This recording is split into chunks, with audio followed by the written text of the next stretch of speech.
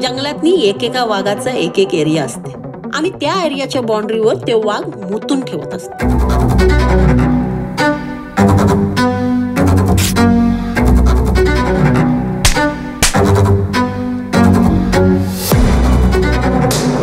उद्या तुझ्या बातमीचा खोडेपणा समोर आला ना तर तू प्रॉब्लेम मध्ये पडशील.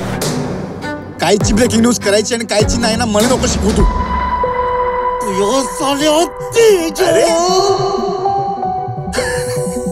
काहून रे भीती वाटा लागली का तुले?